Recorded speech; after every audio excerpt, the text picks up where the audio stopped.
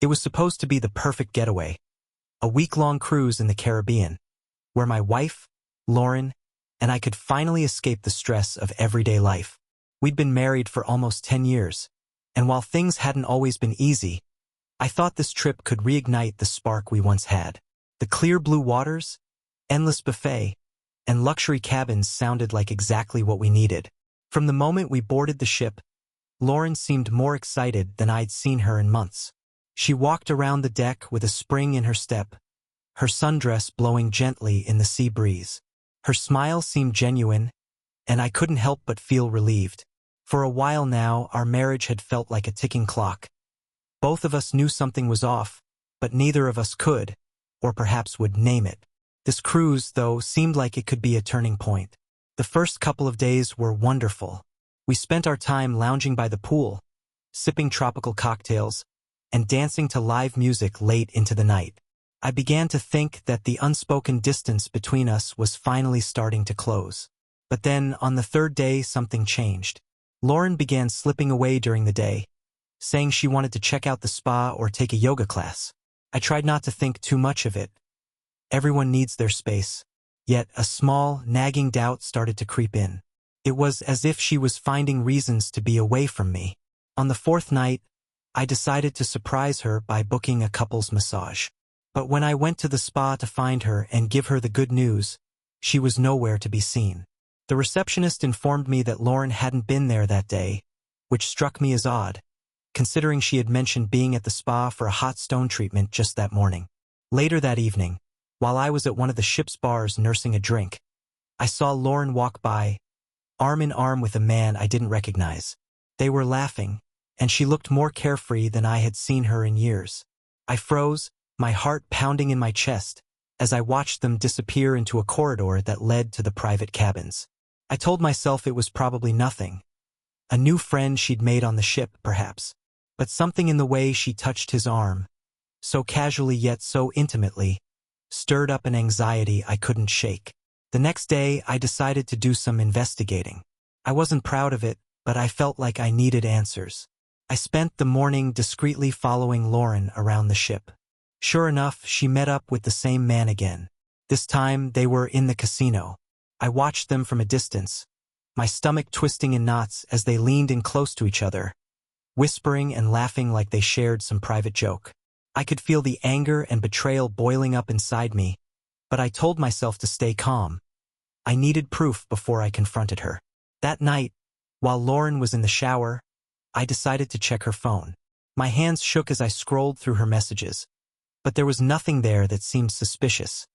No texts from any unknown numbers, no strange photos. I almost felt relieved, as if I had let my imagination run wild. Maybe she was just enjoying the cruise in her own way. However, my relief was short-lived. As I was about to put her phone down, a notification popped up, a message from someone named Ryan. It read, "Meet me at the Sunset Lounge in 30 minutes. I can't stop thinking about last night." A knot formed in my throat as I felt the world around me start to blur. This wasn't just a friend. This was something more. I needed to know what was going on, and I needed to know now. But just as I was trying to wrap my head around what to do, Lauren walked out of the bathroom, and I barely had time to put the phone back on the nightstand. She was getting dressed, a light humming escaping her lips as she slipped into a slinky dress. I couldn't help but wonder if she was planning to meet him that very night. So I made a decision. I would follow her to the Sunset Lounge and see for myself what was happening. I could barely breathe as I followed Lauren down the hallway, keeping a safe distance so she wouldn't notice me. Her long, elegant dress swayed as she walked, and the sound of her heels clicking on the ship's floor felt like a countdown to something inevitable. I didn't want to think about what I was going to see when I arrived at the Sunset Lounge, but I knew I had to face it. The lounge was located on the top deck, a beautiful area with large windows that offered a panoramic view of the ocean. At this hour, the sky was ablaze with hues of pink, orange, and purple. It was the kind of scene that should have felt romantic, but instead, it felt like a punch to the gut. I arrived at the entrance and immediately spotted Lauren. She was sitting at a table in the corner with Ryan, the man I had seen her with the previous day. He was tall, with an athletic build, the kind of guy who seemed at ease anywhere. They were sitting close, and as I watched, he reached across the table to take her hand in his. I felt a wave of nausea rise in my chest. This was more than a friendly conversation. This was an affair. I stepped back out of sight, unsure of what to do next. Part of me wanted to storm over there, demand answers, and confront her right then and there. But another part of me, the part that was still in shock, told me to wait to see how far she would go. Lauren and Ryan stood up, and I quickly moved behind a large potted plant to avoid being seen. They walked out of the lounge, hand in hand, and I followed them down a hallway that led to the private cabins. I could feel my pulse pounding in my ears, my mind racing with what I was about to witness. They stopped at one of the cabin doors, and Ryan slid the keycard in, opening it. He stepped inside, but Lauren paused for a moment, glancing around nervously as if sensing something was off. She took a step inside, and the door closed behind her. I stood there in the hallway, staring at the closed door, my mind a whirlwind of emotions. I felt rage, betrayal, and disbelief all at once. I was tempted to bang on the door and confront them, but a voice in my head stopped me. Maybe, I thought, I could use this as an opportunity to expose her deceit and figure out how I wanted to handle it. Instead of barging in, I decided to retreat to our cabin and wait for her to return. I needed to collect my thoughts and plan what to say. It felt cowardly, but I didn't want to make a scene without a clearer picture of what I was dealing with. I sat on the edge of the bed, my heart still racing, and downed a small bottle of whiskey from the minibar to steady my nerves. Hours passed, and I finally heard the door creak open. Lauren walked in, looking flustered but trying to act casual. "Hey, honey," she said, her voice too cheerful. "I went to the lounge to watch the sunset. It was beautiful. You should have come." I looked at her, trying to keep my expression neutral. "Yeah, maybe next time," I replied, my voice barely hiding the strain. I watched her closely, noticing how she avoided eye contact and quickly changed the subject. That night I hardly slept. As I lay in bed beside her, I couldn't help but feel the overwhelming sense of betrayal. But as much as it tore me apart, a part of me still wasn't ready to confront her. I needed more evidence, something undeniable. The next day, I decided to distract myself from the pain. If Lauren was going to sneak around with Ryan, I wasn't going to sit back and sulk. I headed to the ship's gym, hoping a workout might clear my mind. As I pounded out the stress on the treadmill, I noticed a woman nearby giving me occasional glances. She was in her mid-30s, fit, and had an air of confidence about her. Her blonde hair was tied back in a ponytail, and she wore a form-fitting sports outfit that accentuated her athletic figure. After my workout, I made my way to the juice bar, and moments later, the same woman approached. She flashed me a smile as she ordered a drink. "You look like you could use a pick-me-up," she said, her voice light and playful. I couldn't help but chuckle despite the dark cloud hanging over me. "Yeah, you could say that," I replied. "I'm Jessica, by the way," she said, extending her hand. I shook it and introduced myself. We struck up a conversation, and I found myself surprisingly at ease. Jessica was easy to talk to. Funny, charming, and genuinely interested in what I had to say. It was refreshing to have someone look at me with interest, especially considering how disconnected I'd felt with Lauren recently. One drink turned into two, and soon we were laughing and sharing stories about our lives. As we talked, I felt a mix of guilt and excitement. Here I was, on a cruise with my wife, flirting with a woman I had just met. But then I thought of Lauren, sneaking off to be with Ryan. A voice in the back of my head whispered that what I was doing wasn't so different. Jessica seemed to sense my hesitation. "I'm not here to complicate things," she said softly, leaning in closer. "But I get the feeling you're looking for a distraction." I hesitated, but the tension that had been building up inside me over the last few days finally pushed me over the edge. I found myself nodding, and before I knew it, we were making plans to meet up later that night. As I walked away from the bar, my emotions were a tangled mess. Part of me felt a thrill at the idea of getting back at Lauren, of having my own secret to keep. But another part of me felt a deep sadness, knowing that our marriage had reached a point where we were both seeking comfort elsewhere.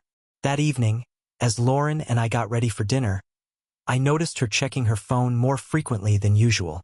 Her demeanor was a mix of restlessness and distraction, like she was preoccupied with something or someone. I kept my face neutral, pretending not to notice, but inside, I was fuming. It seemed clear that she was planning to meet Ryan again later, and the thought stung more than I wanted to admit. Dinner was an awkward affair. We sat at a small, candlelit table in the ship's elegant restaurant, surrounded by couples who seemed genuinely happy. It was hard not to feel a bitter envy at the sight of them, laughing and leaning into each other as they shared dessert. Lauren and I, on the other hand, made only stilted conversation, as if we were strangers playing a part. When she excused herself to use the restroom, I felt certain it was just a pretext to send a message or call Ryan. As I watched her walk away, a thought occurred to me.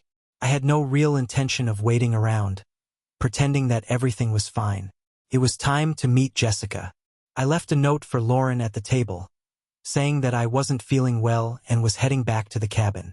I slipped out of the restaurant and headed to the bar where Jessica and I had agreed to meet. When I arrived, she was already there, sipping a drink and flashing me a knowing smile as soon as she saw me. I walked over, and she greeted me with a playful tilt of her head.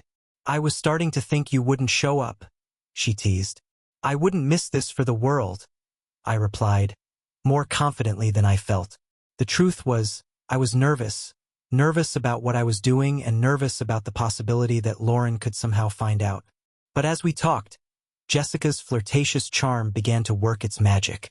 We left the bar and wandered the ship's quiet decks, where the gentle sway of the ocean and the soft glow of the moonlight added a surreal quality to the evening. We eventually found ourselves on a secluded part of the deck, far from any prying eyes. Jessica leaned against the railing, looking up at me with those piercing blue eyes that seemed to see right through me. Without overthinking, I moved closer, and before I knew it, I was kissing her, my hands gripping the railing on either side of her as if to anchor myself. There was a rush of emotions, anger, frustration, excitement, all colliding at once. Kissing Jessica felt like a release, an escape from the pain I had been harboring since I saw Lauren with Ryan. As we pulled away, breathless, I could see a mixture of triumph and desire in Jessica's eyes. She leaned in close to whisper, "I have a cabin to myself, you know. If you're not ready to call it a night." It was tempting, far more tempting than I would have admitted to myself just a day ago. But something held me back. "Not yet," I said, trying to gather my composure. "I need to sort things out first." Jessica didn't seem disappointed.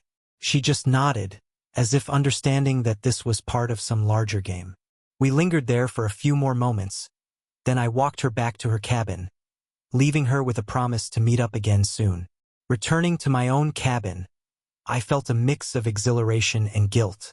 Lauren was already back, sitting on the bed with a book in her lap, though it didn't look like she'd been reading. She glanced up as I entered, a look of concern briefly flashing across her face. "Hey, are you okay? You left dinner early." "Yeah," I said, keeping my tone casual. "Just wasn't feeling great. I needed some air." She nodded but didn't press for more details, and I felt a surge of resentment that she didn't seem genuinely concerned. Maybe she was too preoccupied with her own plans. We settled into an uncomfortable silence, and I couldn't help but notice how our conversations felt more and more like empty formalities. The following day, we fell into the same routine of pretending everything was normal. We had breakfast together, but Lauren kept glancing at her phone, her thumb poised to send a quick text whenever she thought I wasn't looking. I decided then and there to find out more about her and Ryan. If I was going to confront her, I wanted to know exactly what I was dealing with. I waited until Lauren said she was heading to a yoga class. I gave her a few minutes, then followed, keeping my distance. Instead of going to the fitness center, though, she took a detour down a side hallway and met Ryan near the stairwell. They walked together to one of the lower decks where some of the less frequented lounges and private cabins were located. I kept following, ducking into doorways whenever they glanced around. Eventually, they entered a cabin, and I stayed in the hallway, my ears straining for any sounds that might come through the closed door. A few moments later, I heard muffled laughter, followed by the unmistakable sounds of intimacy. My chest tightened, and a mixture of rage and humiliation surged through me. There it was, proof of what I had suspected. I stood there for what felt like an eternity, battling the urge to kick down the door and demand answers. But instead, I turned and walked away, my mind already racing with thoughts of what to do next. I couldn't stay silent anymore. I had to confront Lauren, but I would do it on my terms. That evening, I waited for Lauren in our cabin. I had rehearsed what I was going to say a dozen times in my head, but nothing could have fully prepared me for the moment she walked in. She looked cheerful, as if the day had been perfectly normal, and for some reason, that just made the anger burn hotter inside me. "Lauren, we need to talk," I said, my voice trembling slightly despite my attempt to sound calm. She looked at me with mild surprise. "Sure, what about?" I could feel my pulse quickening as I took a deep breath. "About Ryan." Her face paled, and her expression quickly shifted from confusion to panic. She opened her mouth to speak, but no words came out. Instead, she took a step back, as if trying to put distance between us. "I know everything," I continued, my voice growing steadier as I found my footing. "I saw you with him. I followed you today. I heard everything." For a moment, Lauren looked like she was about to deny it, but then she closed her eyes and sighed, a mixture of guilt and resignation settling on her features. "I didn't mean for it to happen," she said softly. "It was just, we connected and you what?" I interrupted, my voice rising. "You decided to have an affair because we were having a rough patch? Is that how you fix things?" Lauren's eyes flashed with anger now, and she crossed her arms. "Well, what about you?" she shot back. "You think I didn't notice you sneaking around with that blonde woman from the gym? You're not exactly innocent here either." The accusation hit me like a punch to the gut. I hadn't expected her to know about Jessica, but then again, why wouldn't she? We had both been deceiving each other, and now it was all crashing down around us. The weight of her accusation hung in the air, heavy and suffocating. Lauren's words stung, not because they were untrue, but because she had caught me off guard. I had prepared myself for a confrontation about her affair, not for her to turn the tables and accuse me of the same thing. For a moment, I was too stunned to respond. "You knew," I finally managed to say, my voice sounding weaker than I intended. "Of course I knew," she replied, her tone a mix of bitterness and hurt. "I saw you with her at the bar, laughing and flirting like a couple of teenagers. Did you really think I wouldn't notice? You've been distant for months, and then suddenly you start paying attention to another woman. It wasn't hard to put two and two together." I took a step back, trying to process everything. So she had known about Jessica. That explained some of her behavior, the restless energy, the secrecy. It seemed like we had both fallen into a cycle of deception, each of us driven by our own frustrations and unmet needs. But knowing that didn't make the situation any easier to bear. "So what now?" I asked, my voice sounding hollow. "Are we just going to pretend that this was all some big misunderstanding? Or are we going to face the fact that we've both been lying to each other?" Lauren's eyes softened for a moment, and she sank onto the edge of the bed, her expression one of exhaustion. "I don't know," she admitted. "I didn't plan for any of this to happen. I felt like we were drifting apart, and I didn't know how to reach you anymore. When I met Ryan, it felt like someone was finally paying attention to me, and I guess I let myself get carried away." "And Jessica?" I asked, unable to hide the defensiveness in my tone. "What about her?" Lauren gave a short, humorless laugh. "I suppose she's your version of Ryan, isn't she? A distraction, a way to feel like you're still alive in this marriage." She shook her head. "I guess we're both guilty." The room fell into silence again. I could feel the anger dissipating, replaced by a deep sadness. There was no denying that we had both failed each other in some fundamental way. But even knowing that, I wasn't sure if I was ready to walk away from 10 years of marriage. The next few days were a blur. We tried to carry on as if everything was normal, but the tension was palpable. Meals were eaten in near silence, and at night, we lay in the same bed, but with a vast emotional chasm separating us. Neither of us brought up Ryan or Jessica again. It was as if we had both silently agreed that addressing the issue would only make it more real. On the 5th day of the cruise, the ship docked at one of the smaller Caribbean islands for a day excursion. I suggested that we get off the ship and explore the island together, and attempt to recapture some of the joy we used to share. To my surprise, Lauren agreed. We wandered through the colorful streets, with vibrant markets, quaint shops, and the scent of fresh seafood lingering in the air. For a few hours, it almost felt like we were a normal couple again. We even shared a laugh when we got lost trying to find a beach that had been recommended by a tour guide. But just when I started to feel a glimmer of hope, reality came crashing back in. As we strolled along a secluded stretch of beach, I couldn't help but notice Lauren's phone buzz in her bag. She glanced at it, and for a split second, I saw her face tighten with something that looked like guilt. She quickly put the phone away, but the moment was enough to remind me that whatever had happened between her and Ryan wasn't entirely over. I stopped walking and turned to face her. "Was that him?" I asked bluntly. Lauren froze, her face paling slightly. "It doesn't matter," she said softly. "He's not the problem here. We are." "Maybe," I said, my voice laced with frustration. "But as long as he's still in the picture, how can we even begin to fix this?" She didn't answer, and for a long moment we just stood there, the waves gently lapping at the shore as we stared at each other. Finally, she let out a weary sigh. "You're right," she said, her voice barely audible. "I'll end it with him. I'll tell him it was a mistake." Her words gave me a momentary sense of relief, but they also left a lingering bitterness. It felt like a small concession, a half-hearted attempt to salvage what was left of our relationship. But maybe it was a start.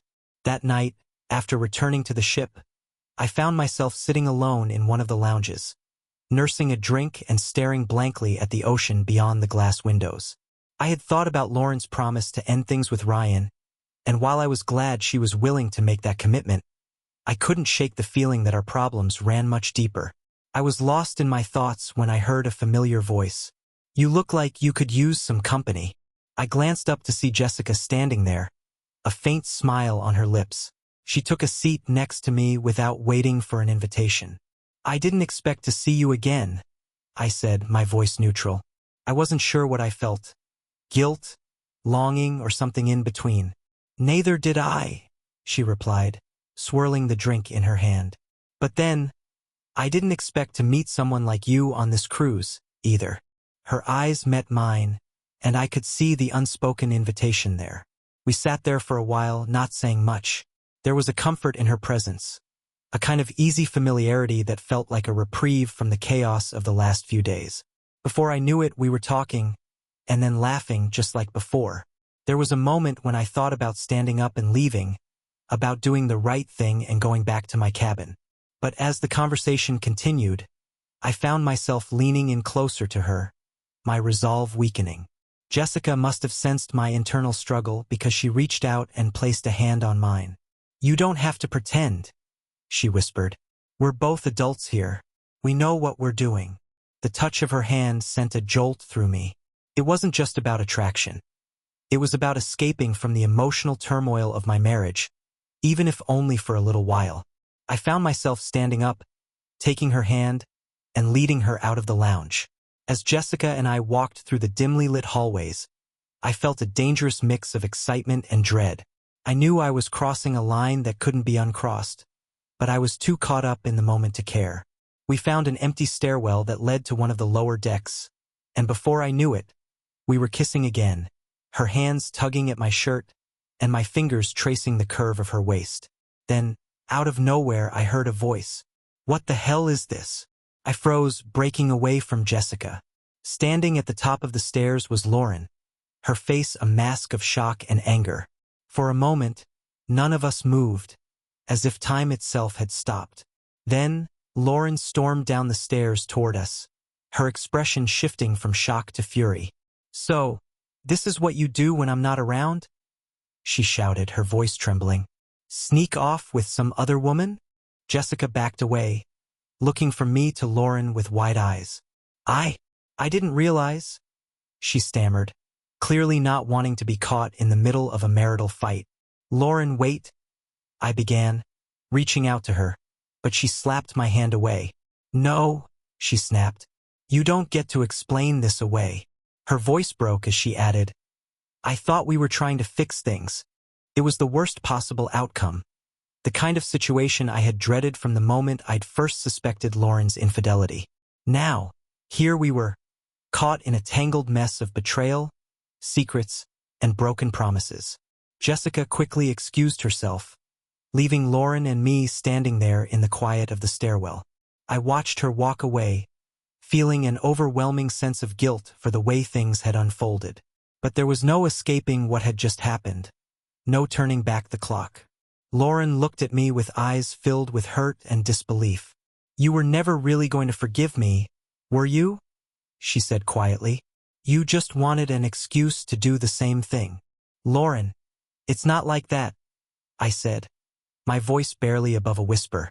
But even as the words left my mouth, I wasn't sure if I believed them myself. She shook her head, tears streaming down her face. I'm done, Michael. I don't know why I thought we could fix this. With that, she turned and walked away, leaving me standing there alone, with nothing but the weight of my mistakes for company.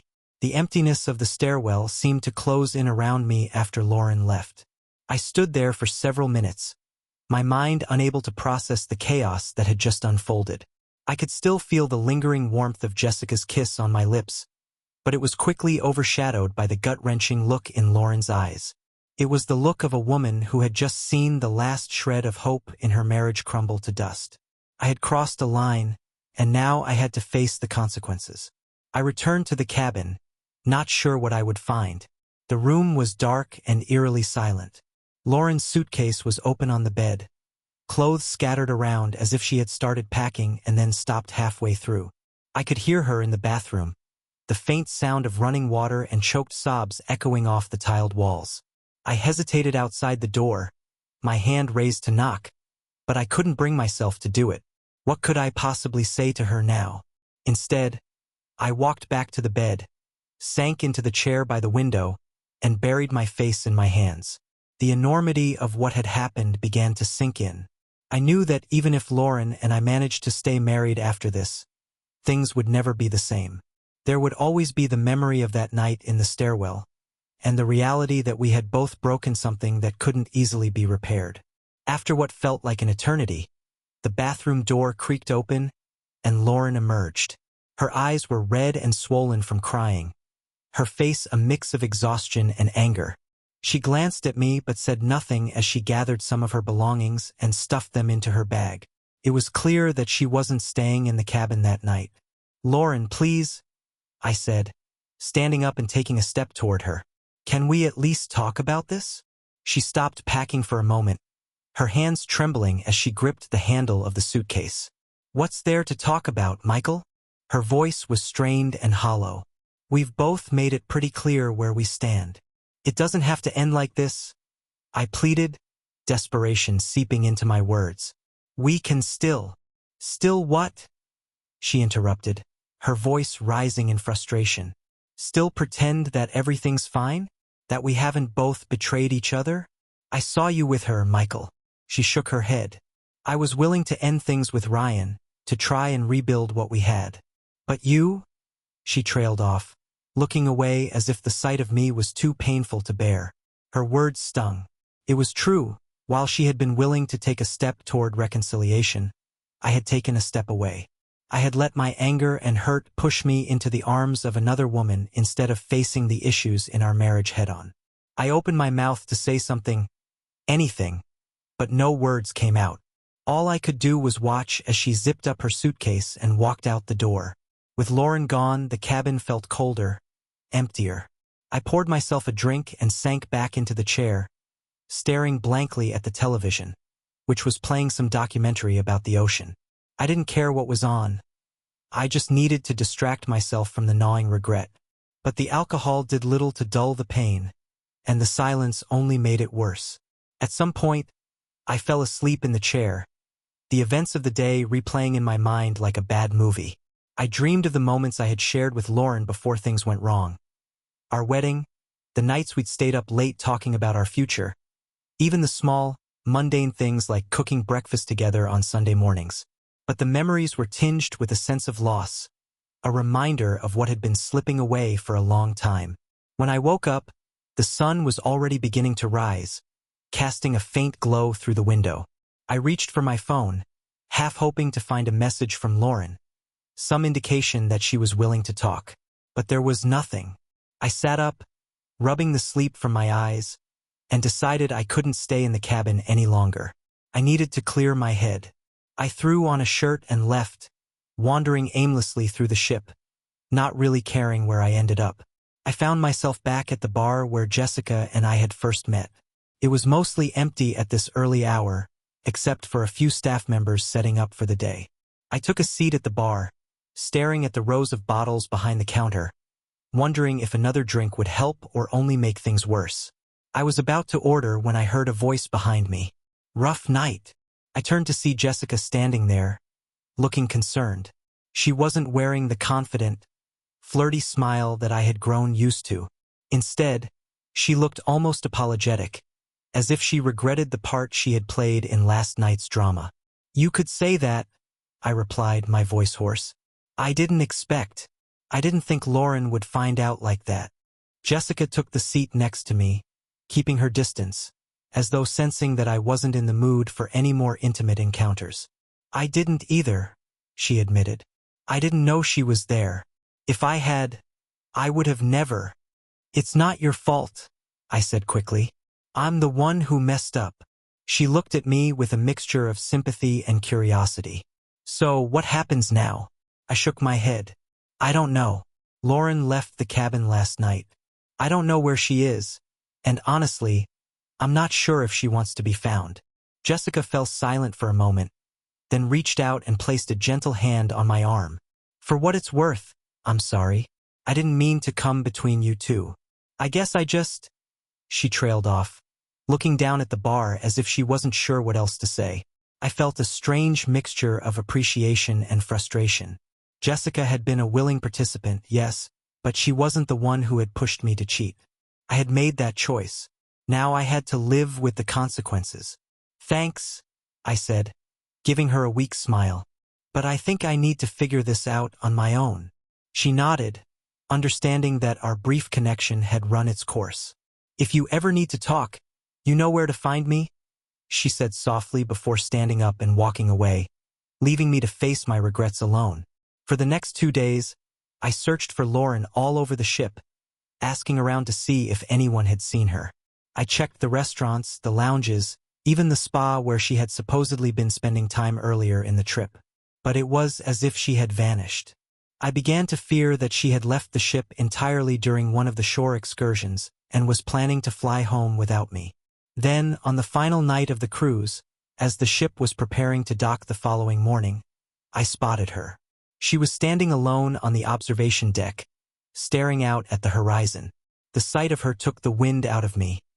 She looked so fragile, like someone who had been carrying a burden far too heavy. I approached cautiously, not wanting to startle her. "Lauren?" I said softly, my voice barely above the sound of the waves crashing against the hull.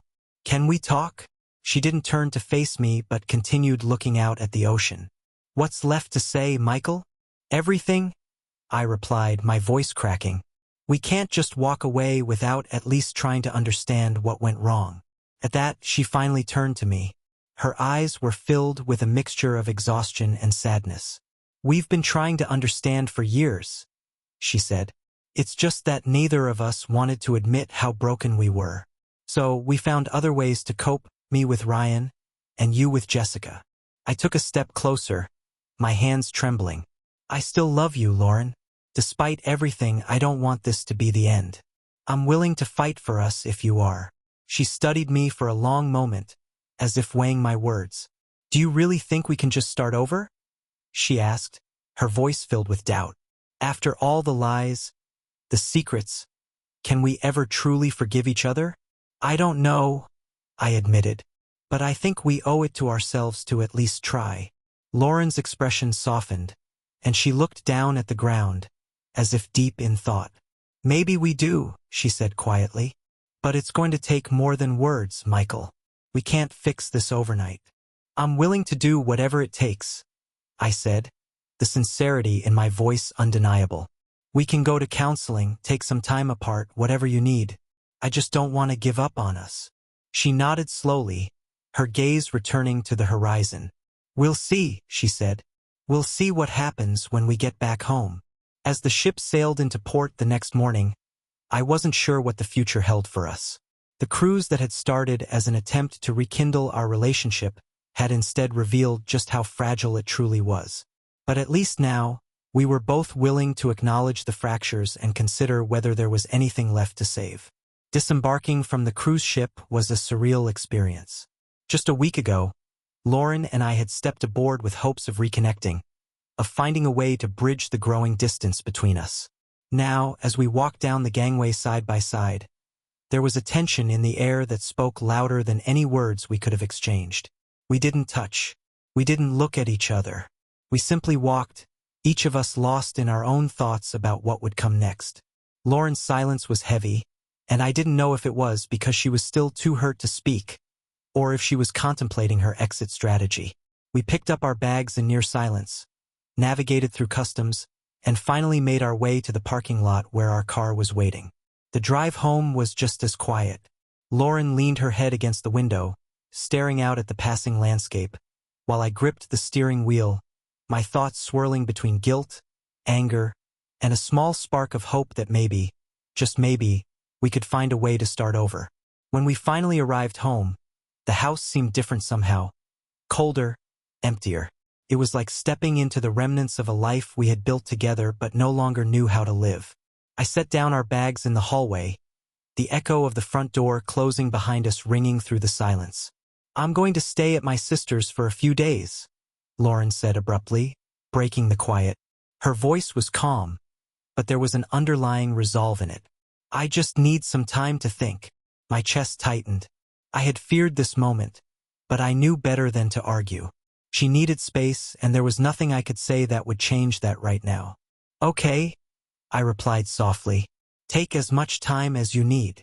She gave a small nod and then disappeared upstairs to pack a bag.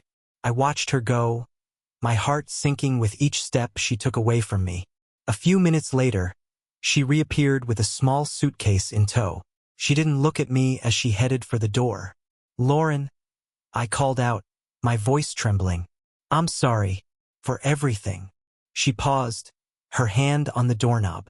I know, she said quietly, but sometimes sorry isn't enough. And with that, she walked out, leaving me standing alone in the entryway. The days that followed were a blur. I went back to work, trying to throw myself into the routine in the hopes that it would keep my mind off the mess my marriage had become. But the emptiness of the house hit me like a punch every time I returned home. I couldn't escape the reminders of Lauren, her favorite coffee mug on the counter, the book she had been reading left unfinished on the nightstand, the scent of her perfume still lingering in the air. We communicated sporadically by text, mostly about practical matters, bills that needed to be paid, mail that had come for her. I didn't push for any serious conversations. I could tell she wasn't ready. I wasn't sure if I was either. A week passed before she finally agreed to meet for coffee and talk. I arrived early, my nerves on edge as I waited for her to show up. When she walked in, she looked different, more guarded, her usual warmth replaced by a careful distance. She sat down across from me, and for a few moments we just stared at each other, the awkwardness palpable. So, she began, her voice steady but cold. Where do we go from here? I took a deep breath. I want to try to fix this, I said earnestly. I know we both made mistakes. I know I hurt you, but I'm willing to do whatever it takes to make things right. Lauren's eyes softened slightly, but there was still a wary skepticism in her expression. It's not that simple, Michael, she replied. You can't just decide to fix things because you feel guilty now. We need to understand why we ended up in this place to begin with. I know, I said, and I'm willing to go to counseling to put in the work. I don't want to give up on us. She looked down at her coffee cup, tracing the rim with her fingertip. "I've been thinking a lot," she said quietly, "about what happened with Ryan, with Jessica. I'm not proud of what I did, but I felt like I was losing myself in our marriage. Like we were just going through the motions without really connecting anymore." "I felt the same way," I admitted, my voice heavy with regret. "But instead of trying to fix it, I found a distraction. I thought it would make me feel better, but it just made everything worse." Lauren met my gaze, and for the first time, I saw a glimmer of the woman I had fallen in love with. "If we're going to do this," she said slowly, "we have to be honest, brutally honest, about what we need, what we want, and what we're willing to forgive." "I'm ready," I replied, hoping it was true. "I'm ready to be honest." We decided to start couples counseling the following week. The therapist, a middle-aged woman named Dr. Kane, had a calm demeanor that seemed to invite trust. She listened intently as we recounted the events of the cruise, our emotional disconnection, and our respective betrayals. It was excruciating to revisit the details of our affairs, to hear Lauren talk about Ryan, and to have to explain my own choices with Jessica. But Dr. Kane was firm about one thing: we had to confront the past if we wanted to move forward. In our sessions, Lauren and I discovered a lot of buried resentments that had built up over the years. Little things we had overlooked or ignored because we thought they didn't matter. The way I often worked late and missed dinner, leaving her to eat alone. The times when she would criticize me for small, insignificant things, making me feel unappreciated. These unspoken grievances had festered until they had grown into a chasm we hadn't even realized was there. As painful as it was, counseling also brought moments of clarity. I realized how much I had taken for granted, assuming that Lauren would always be there, that our love was unbreakable. Lauren, in turn, admitted that she had relied on me for her happiness more than was fair, placing all the blame on me when things went wrong. It was a slow process, but we were starting to understand each other again, if only in fragments. The hardest part was confronting the feelings that remained about Ryan and Jessica. In one session, Dr. Kane asked Lauren if she still had any lingering emotions for Ryan. The question hung in the air like a loaded gun. Lauren hesitated before finally answering, "No, not anymore. It was never really about him, anyway. It was about what he represented: attention, excitement, and escape. But I see now that those things were just temporary." "And Jessica?" Lauren asked, turning the question back on me. Her eyes searched mine for any trace of lingering guilt or desire. "It was the same," I admitted. "It wasn't about her as a person. It was about filling a void, about feeling wanted. But it wasn't real, and it didn't mean anything compared to what we have." Lauren nodded, though I could tell there was still a shadow of doubt. And I couldn't blame her. Trust, once broken, is hard to rebuild, and words alone wouldn't be enough. As the months went by, Lauren moved back home. The first few weeks were tense, with both of us tiptoeing around certain subjects, afraid of setting off old wounds. But slowly, things started to change. We made a conscious effort to spend more time together: weekend getaways, cooking meals as a team, even just watching movies on the couch like we used to. These small, shared moments helped us rediscover the joy in being together, but there were still setbacks. There were nights when Lauren would become distant, as if lost in her own thoughts, and I would catch her looking at me with a kind of wary suspicion. There were also times when I would hear a notification on her phone and feel a surge of irrational jealousy, even though I knew Ryan was out of the picture. The wounds were still healing, and we had to be patient with each other. One evening, about 6 months after the cruise, we went to a party hosted by some old friends. It was the first time we had been out together in a social setting since everything had happened. I was nervous, unsure if being around others would bring up painful memories or unwanted questions. But Lauren seemed at ease, laughing and chatting with our friends like she used to. As the night wore on, I noticed a familiar figure in the crowd: Jessica. She was talking to a group of people near the bar, and when our eyes met, there was a brief, awkward moment where neither of us knew how to react. I hadn't seen her since the cruise, and though our encounter had been brief, it felt like a ghost from the past had suddenly appeared. Lauren saw her too, and I could see the tension return to her posture. "Do you want to leave?" she asked quietly. "No," I said, shaking my head. "We don't need to run away from this." I took her hand and squeezed it. "I'm here with you. That's what matters." We stayed for the rest of the party, and though I caught a few more glimpses of Jessica, I didn't approach her. There was no need to reopen old wounds. That night, as Lauren and I drove home, she reached over and took my hand in hers. "I'm proud of you," she said softly, "for choosing us."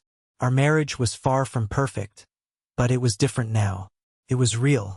We had seen each other at our worst, and we were still here, still trying. There were days when it felt like we had taken 2 steps forward and 1 step back, but we had made progress.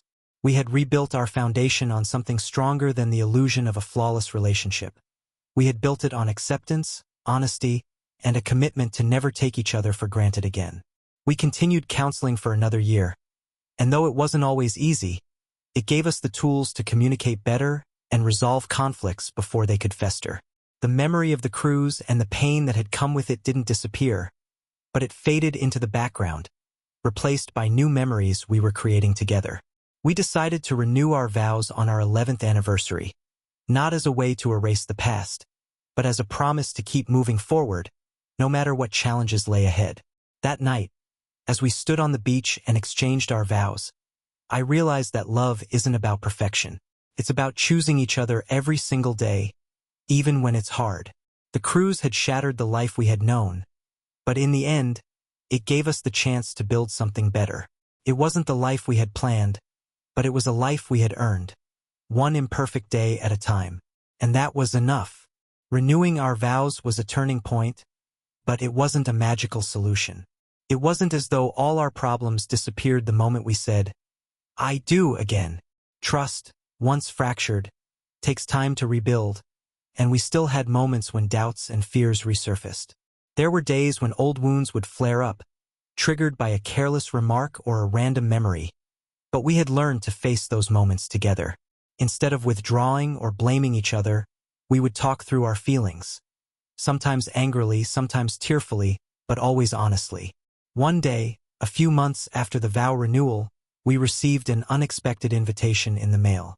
It was for a reunion cruise, a promotional offer from the same cruise line where everything had fallen apart.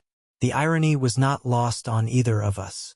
Lauren found the invitation on the kitchen counter and brought it over to where I was working at my laptop. "Look what came in the mail," she said, holding the envelope up with a half smile. "A reunion cruise. Can you believe that?" I glanced at the invitation, a strange mix of emotions churning inside me. Part of me wanted to toss it in the trash and forget about it, but another part of me was intrigued. The cruise had been the catalyst for our problems to erupt, but maybe returning could be a way to confront our past once and for all, to reclaim the setting where everything had gone so terribly wrong. "Do you think we should go?" I asked tentatively, studying Lauren's expression for any hint of how she felt about the idea. She hesitated, biting her lip as she considered it. "I don't know," she said finally. "It feels risky, but maybe that's what we need." Her eyes met mine, filled with a cautious hope. "We've come a long way since then. Maybe it's time to prove to ourselves that we're not afraid of the past anymore." I nodded slowly, a sense of determination growing inside me. "Then let's do it," I said. "Let's go back. But this time we're going to make new memories." We booked the reunion cruise, and as the departure date approached, I could feel a mix of anticipation and anxiety building inside me. It felt surreal to be returning to the same ship, the same cabins, the same restaurants where so much had gone wrong. But this time we were going in with open eyes. There were no illusions, no secrets. We knew exactly what we were walking into. As we boarded the ship, a strange sense of déjà vu washed over me. The sights, the sounds, the scent of the ocean air. All of it felt familiar, yet different. Lauren walked beside me, and for a moment, I worried that being back in this place would bring back all the pain and tension that had consumed us before. But when I looked at her, I saw a strength in her that hadn't been there during our first cruise. We had survived the storm, and now we were ready to face the remnants together. We decided to revisit the places that had held the most significance during our first trip.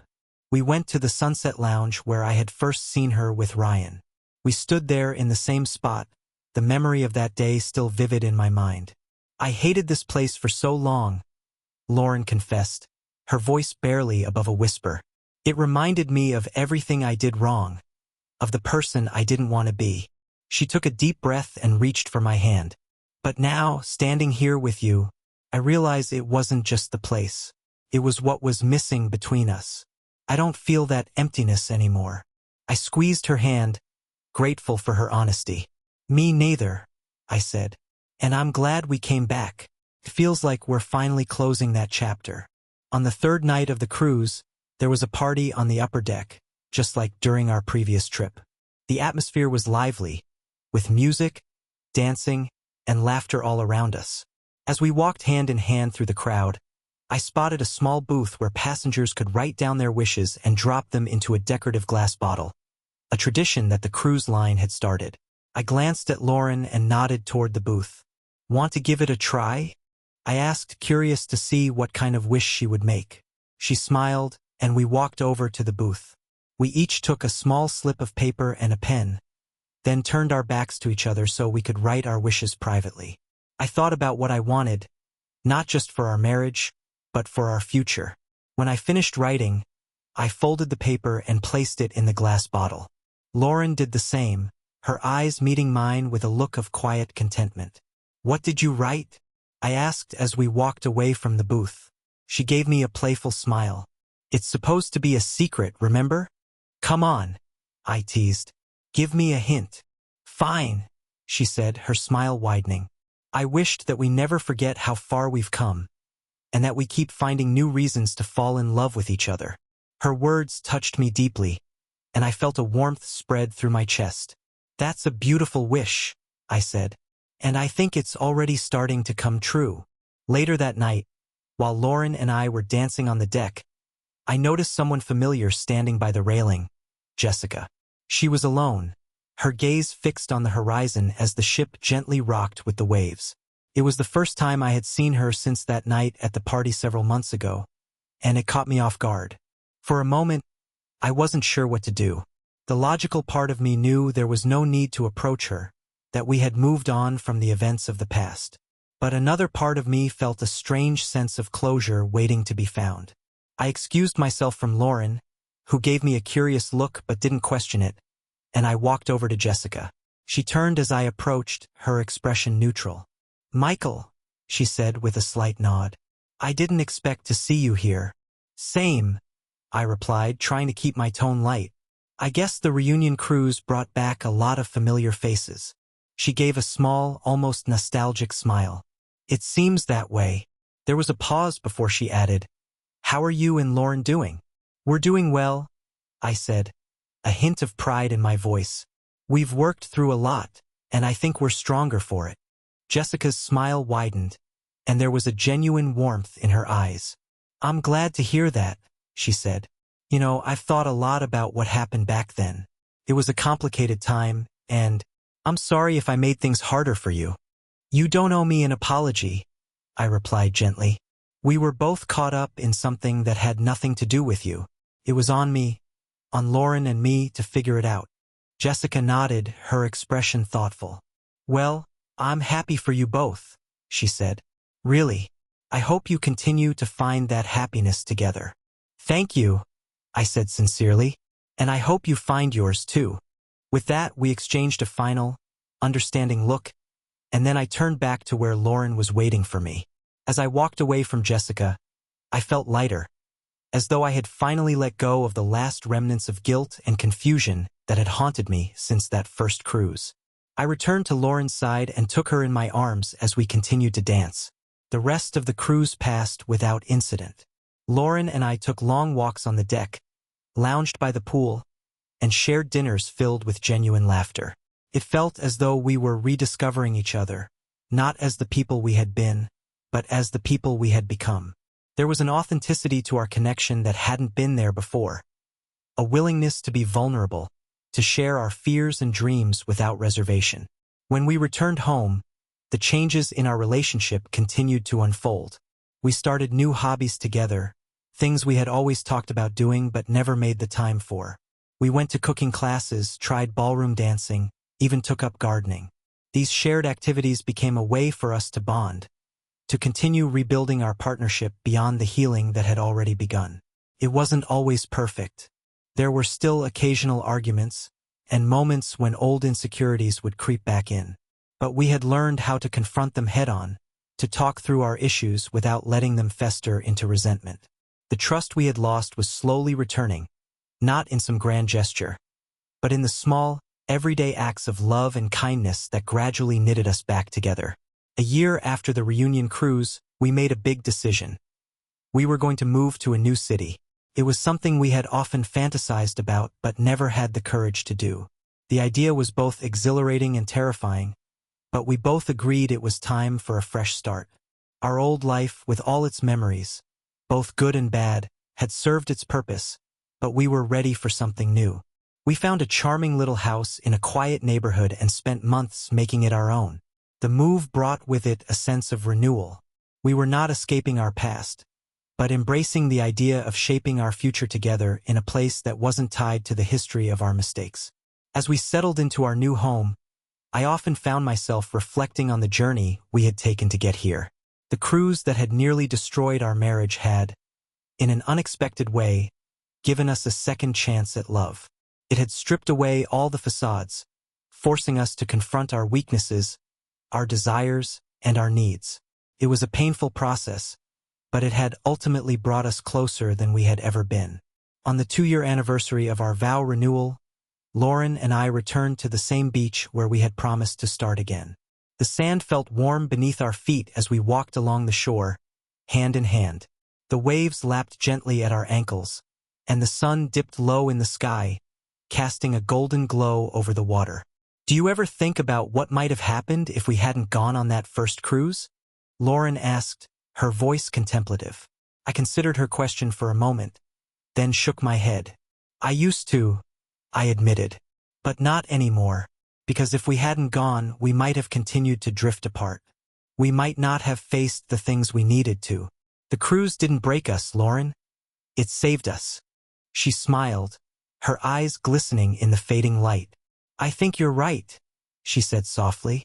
It wasn't easy, but we came out stronger.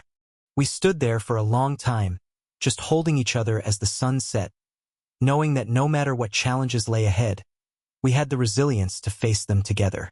Our love wasn't perfect. It was real, it was tested, and it was ours. And that was all we needed. As Lauren and I stood there on the beach, the weight of the past seemed to lift, leaving behind a sense of calm and closure. We had been through the worst.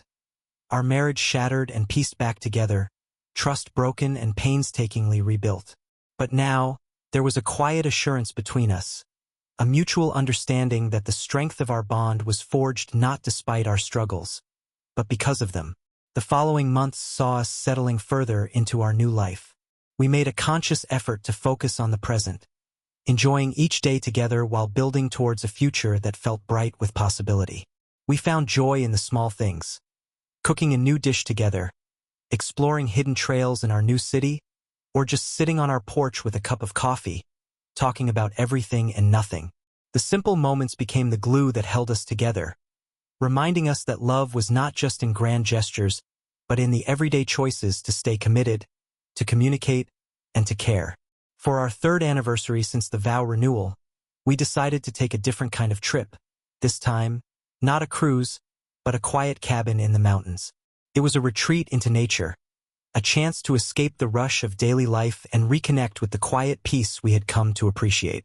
We spent our days hiking, breathing in the crisp mountain air, and our nights wrapped in blankets by the fire, talking late into the night.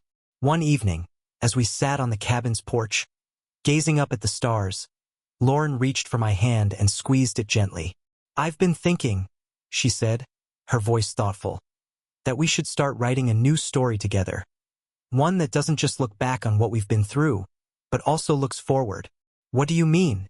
I asked, curious. I mean, maybe it's time to think about expanding our family, she said, her eyes meeting mine with a mixture of excitement and vulnerability. I know we've talked about it before, but now I feel like We're ready. I felt a rush of emotions. Joy, excitement, and a touch of nervousness. But more than anything, I felt grateful. Grateful that after everything we had been through, we were now standing on the threshold of a new chapter. I think we're ready too, I replied, pulling her closer. And I couldn't imagine starting this next chapter with anyone else. In the years that followed, life continued to surprise us in beautiful and challenging ways. Lauren and I welcomed our first child, a baby girl named Grace, whose arrival brought a renewed sense of purpose and happiness to our lives. She became a symbol of the new beginning we had fought so hard for, and her presence filled our home with warmth and laughter. We faced the ups and downs of parenthood just as we had faced the trials of our marriage. Together, there were sleepless nights, countless diaper changes, and moments of pure exhaustion. But there were also tender moments that reminded us of how far we had come. Each time we looked at Grace, we saw not just a child, but the manifestation of a love that had endured against the odds. Our past was still a part of us, woven into the fabric of our relationship, but it no longer defined us. We had learned to forgive ourselves and each other, to embrace the imperfections that made us human. We had become more than just a couple who had once struggled to stay together. We had become partners who actively chose each other, day after day. As we watched our daughter take her first steps, say her first words, and grow into a little person full of curiosity and joy, I realized that the journey we had taken, the pain, the healing, the effort, had all led us to this moment. It wasn't the story we had originally planned, but it was better, richer, and more meaningful because it was real. And as I held Lauren's hand, watching our daughter chase butterflies in the backyard, I knew that the story of our love was far from over. It had just taken on a new shape, evolving into something deeper than we could have imagined when we first said, "I do." It wasn't a fairy tale, but it was ours, flawed, beautiful, and ever unfolding.